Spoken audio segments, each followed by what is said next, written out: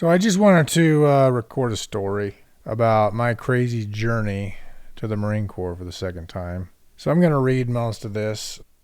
After I left the Marine Corps in 2001, I went to college with no intention of ever going back in the Marine Corps. But when I was 28 in 2006, I decided that my conscience was going to get the better of me. It bothered me for the entire 5 years up to this point that I was in school. It took me 6 years to finish my college degree from the time that I started. But I had left the Marine Corps in 2001, as mentioned, with the intent of never looking back. However, for 5 years, my survivor's guilt was getting the best of me and eventually won out. I needed to go to war to feel better about who I was and the American that I wanted to be. I had served for 4 years already, but I had not gone to war, and I felt war was the reason I had joined in the first place. After 5 years of war, America needed prior service personnel to serve because of their experience, and I couldn't resist the call any longer. I decided in the fall of 2006 that I'd re-enlist, but in the Army National Guard instead of the Marine Corps. Not a bad choice, I thought, considering their level of sacrifice in the war on terrorism. Many National Guard units had seen a lot of combat and saw a lot of combat and had sacrificed much. I needed a college degree to become a commissioned officer, however, and so I put that thought behind me and thought I'll just re-enlist. But this will enable me to keep my job as a UPS driver. I pretty much gave up on completing my last two classes. I needed 120 credit hours to graduate with a bachelor's degree. And I thought, well, I got a great job as a UPS driver. There's no need to finish. I have 114 credit hours, but I'm never going to finish because what's the point? I could keep my job as a UPS driver. I could deploy for a year to Iraq or Afghanistan, wherever they asked me to go. Then I could come back. I had only signed up for 3 years. So after 3 years, my obligation would be complete and I could just move on with my life. That was my thinking. The National Guard signed me up as a 13 Fox, or a forward observer for field artillery, and shipped me off to Camp Williams near Salt Lake City, Utah for a 3-week forward observer school. It was a great school, and I learned a lot about calling for indirect fire support. Besides being extremely homesick from my wife and 2 daughters, I really enjoyed the soldiers I met from all over the United States. I love being a member of the Church of Jesus Christ of Latter-day Saints. I'll always be a member. I'll always have faith in the church and a knowledge of the gospel.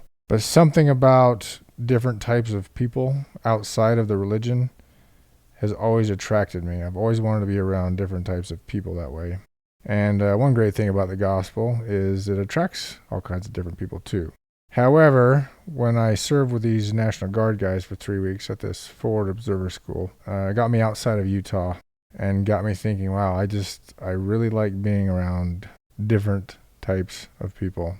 So for 5 months, I served with focus and dedication, and I volunteered to join a deployment to Iraq to do a prison security duty with a battalion-sized unit. It wasn't an ideal deployment for me. In my mind, I thought I wanted to be back in the infantry. At some point in the 5 months, my cousin, who had been a captain, he had served in that capacity during the initial invasion of Iraq in 2003. He reminded me that if I wanted to do it right, I should join the Marine Corps again. I agreed with him in my mind. I'm like, yeah, I really want to do that, but I don't see how that's even possible. At this point, I had signed up as a National Guardsman. I was in a contract. I didn't want to give up a good job. I just didn't see how that was even possible. But really, that's what I wanted to do. So eventually, I asked my battalion commander with the 222nd Field Artillery Battalion what the chances of me switching from the National Guard to become an active duty Marine again was. He was my neighbor and had actually been an influence in me joining the National Guard. After I asked him, he was actually frustrated with me. And he said, you know what? I don't agree with you. You should stay with our unit. I think it's a terrible idea. But the one thing that you can do to request a switch is write a letter to the commanding general of the Utah National Guard. And if he gives you the okay, then he overrides my choice. I can't stop you if he gives the okay. So I did it. I wrote a letter to the commanding general of the Utah National Guard, and I was shocked. I got a letter back saying, if you want to serve in the capacity of an active duty Marine, that is a much greater calling than you could possibly fulfill as a Utah National Guardsman. I release you from your obligation. However, if you fail at that, you still have the obligation to come back and fulfill your 3 years as a Utah National Guardsman. So basically, I had to make it work in the Marines, or I was going back to the National Guard. But he was highly encouraging. He says, that's a great idea. So it excited me, but scared me at the same time. So I met with 2 Marine recruiters, and they were both battle-hardened infantry Marines who had fought in the battle for Fallujah and had seen a lot of death and destruction. After one meeting, they both told me that I didn't belong in the Marines any longer as an enlisted man. They told me that the enlisted Marines needed officers and leaders of my quality and put me in touch with the Officer Selection Officer, or the OSO, they call him in the Marine Corps. That was an incredible compliment from 2 amazing Marines who saw in me what I didn't even see in myself. I wanted to be a sergeant or an E5 again, but those 2 hard-ass sergeants who had seen their brothers die and had been wounded themselves wanted a person like me to lead them. It brought chills to my spine, and it brought tears to my eyes, as it does now, to even think about 2 Marines like that could see me and think, we want you to lead Marines like us into combat.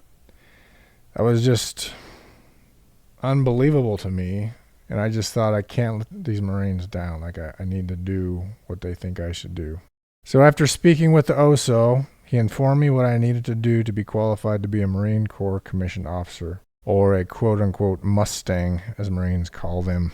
In 3 short months, which was when the next officer candidate school class started, I needed to finish my college degree, get in the best endurance shape of my life, still support and provide for my family, get a high score on the ASVAB test, and basically have the stars align. There is also a lot of work required outside of that, all of that, to be accepted as a candidate. There's a lot of essays to write, a lot of requests to your congressman, I think your senator, and there's a lot of paperwork to be done. So in 3.5 months, I could not possibly even imagine how I could even possibly succeed and accomplish what was required of me. The 2 classes I needed to graduate were not being offered for a year at Southern Utah University, but luckily they were offered by the same professor, and he agreed to let me do home study and finish them in 2 months. There were a few classes that typically weren't transferable from a junior college that I had attended, and Southern Utah University heard my situation, and they allowed them to actually be transferred in my case because of what I was attempting to do. So as far as the stars aligning, they did align, in fact. As I shared my story with the people who were decision makers on the requirements needed to ship off to officer candidate school in mid-September, they made the impossible possible. The process was one of the greatest manifestations of miracles in my entire life. However, I still needed to do my part. For about 3.5 months, I averaged about 3 to 5 hours of sleep a night as I drove and delivered packages for 10 to 12 hours a day, studied for 2 classes and the ASVAB, ran several miles 4 days a week on top of additional exercise, took care of my family, fulfilled the requirements for entry as an officer in the Marines, got our affairs in order to change our lives dramatically, and tried to sell a home. By September 17th of 2007, God had provided a way for me to become a Mustang that had been impossible. It was great preparation for what would become the next 4 years.